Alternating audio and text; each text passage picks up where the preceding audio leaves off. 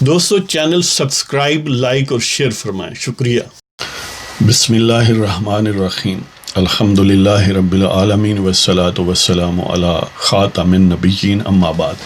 پاک بیوس محمد منشا، السلام علیکم، کیسے ہیں جناب؟ بات کرتے ہیں کہ جو باجوائی فسطائیت نے پاکستان کی جو اس وقت مزاحمتی تحریک ہے، اس کے سربراہ جناب مولانا فضل الرحمان پر جو وار کیا، وہ وار ایک طرح سے جاری ہے۔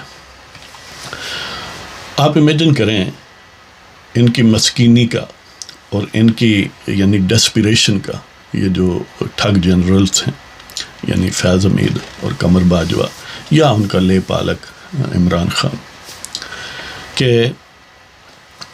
انہوں نے اپنی پوری ملٹری مائٹ، پوری ریاستی جبر اور طاقت اور پتہ نہیں اور بھی کوئی حوث کا بھی استعمال کر کے کیا کارنامہ کیا ہے؟ صرف 4 بندے توڑے ہیں مولانا فضل الرحمان کے۔ جی میں حیران ہوں ان کی بصیرت پر، ان ٹھگوں کی بصیرت پر، اور اس ٹھگری کا شکار ہونے والے وہ 4 ادروائز محترم لوگ تھے یا ہیں، یعنی محمد خان شیرانی اور حافظ حسین احمد، گل نصیب اور شجاع الملک۔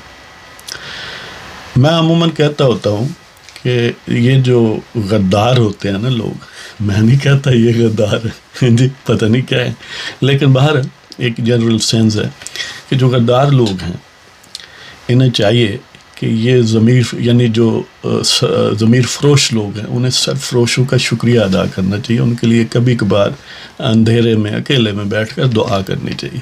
وجہ اس کی یہ ہے کہ اگر یہ نہ ہوں، یعنی جو سرفروش ہیں، جو میدان میں ظلم کو للکارنے والے ہیں، پاکستان کے کنٹیکسٹ میں ان ٹھگوں کو للکارنے والے ہیں، اگر وہ موجود نہ ہوں تو عمران خان کو کون پوچھے؟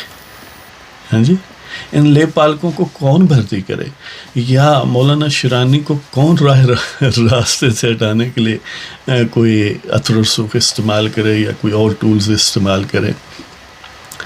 اگر بالفرض نواز شریف ان ٹھگوں کو چیلنج نہ کرتا، سوین سپریمیسی پر اصرار نہ کرتا، ظاہر ہے مزہ لیتا، اقتدار رہتا، یعنی اس کی ذات کی حد تک تو مدعی تھے نا۔ اگر نقصان ہونا تھا تو اس ملک کو ہونا تھا، اس قوم کو ہونا تھا، اسے کیا تھا؟ لیکن کچھ لوگوں میں وہ چنگاری ہوتی ہے جو بھڑک جاتی ہے، کیا کریں؟ جی تو باہر ان یہ جو 4 ہمارے محترم مولانا، ہمارے بڑے مولانا صاحب کو چھوڑ کے کسی کے اعلیٰ کار بنے، ان کے بارے میں میں کہوں گا کہ بحر کم ظرف ہے بسانے حباب، یہ میر نے کہا ہے، بحر کم ظرف ہے بسانے حباب، کاسہ لیس اب ہوا ہے تو جس کا۔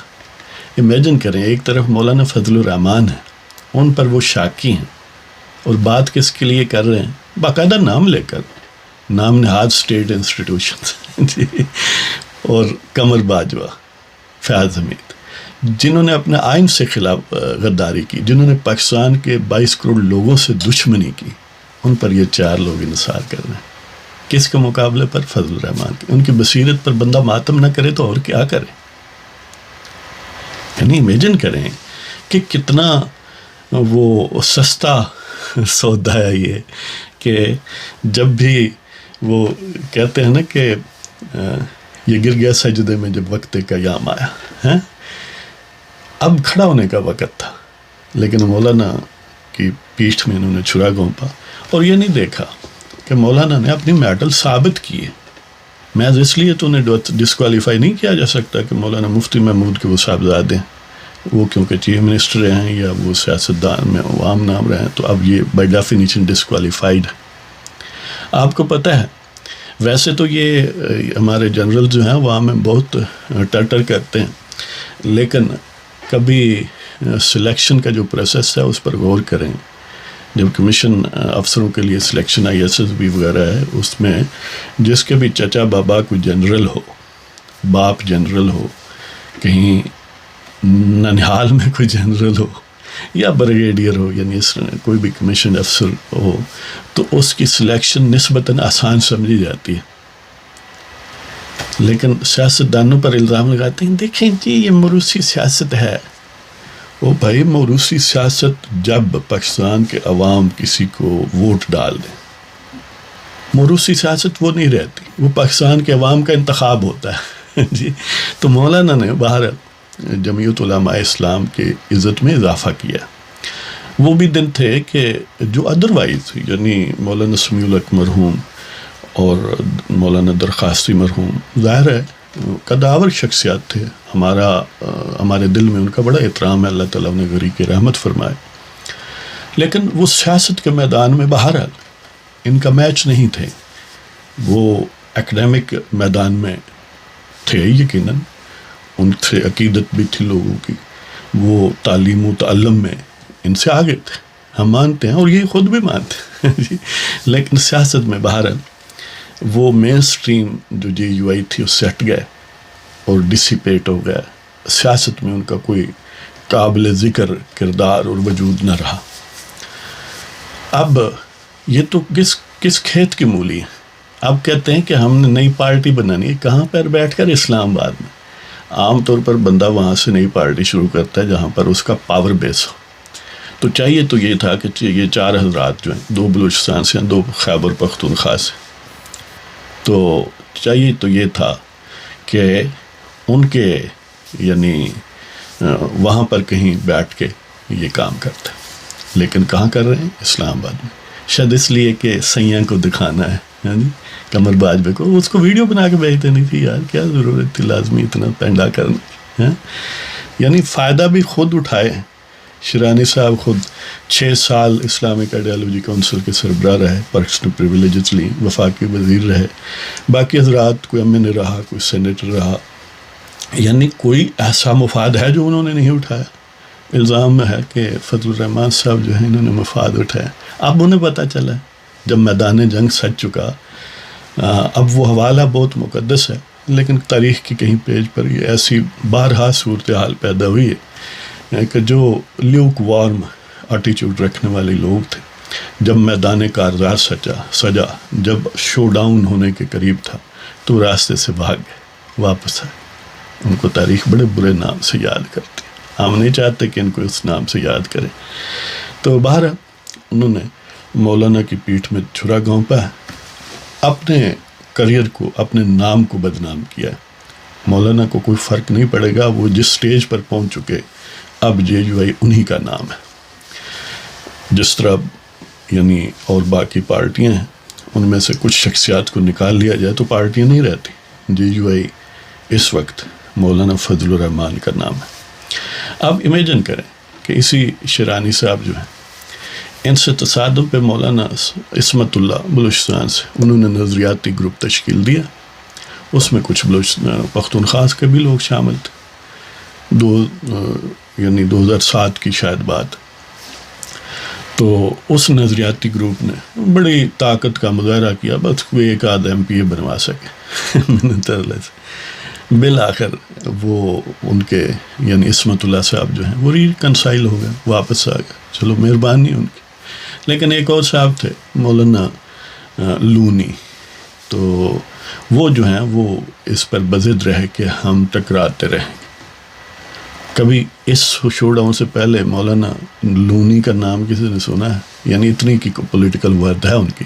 اب وہ فرماتے ہیں کہ اس گروپ نے ہم سے بھی راہ و رسم کی ہے کہ ہمارے ساتھ جو ہم اس پر غور کر رہے ہیں.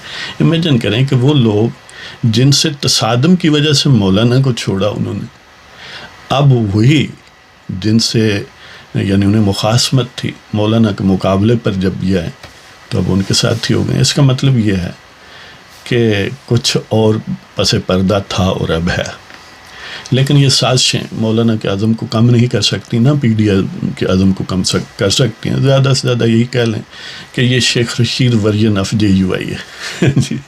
ان کی مسکینوں کی یہ بھی نہیں دیکھتے. وہ کیا کہتے ہیں کہ بتوں سے تجھ کو امیدیں, خدا سے نا امیدی, ذرا بتا تو صحیح کافری کیا ہے. یعنی امیجن کریں ان کے سامنے کھلی داستانیں, کوئی ماضی بعید کی نہیں ہے, قریب کی ہیں. کہاں میاں حضر گیا, اور یقین کریں کچھ مہینے گزرنے کے بعد عمران خان نام کی کوئی چیز سیاست میں نہیں ہوگی، یعنی اس کا کوئی پولیٹیکل ویٹ نہیں ہوگا۔ بہت سارے لوگ مین سٹریم سیاستدان جب ٹیسٹ آف ٹائم آیا تو ان کو چھوڑ کے ان جرنیلوں کے وہ کیا آپ کہوں میں برے الفاظ آ جاتے ہیں، بہرحال ان کے چمچے بنے اور آپ اس چمچے کی جگہ کچھ بھی لگا لیں، لیکن ان کی پولیٹیکل ورد گیج نمبر 4 سے آگے نہیں بڑھی شیخ رشید کے اپنے الفاظ۔ اس لیے بندے کو اس سے بہتر ہے کہ سیاست چھوڑ دے، ان کا گماشتہ بننے کی بجائے۔ آپ دیکھیں کہ جن کی، یعنی یہ مولاناز ہیں نا، اس لیے میں یہ بات کر رہا ہوں کہ جن کا مذہب مشکوک ہے، وہ گکھڑ منڈی کا جو شیطان ہے اور اس کا جو نائب شیطان ہے اور جو انہوں نے لے پالک ریکروٹ کیا ہوا ہے، جن کا مذہب مشکوک ہے، یہ ان کے لیے گئے ہیں۔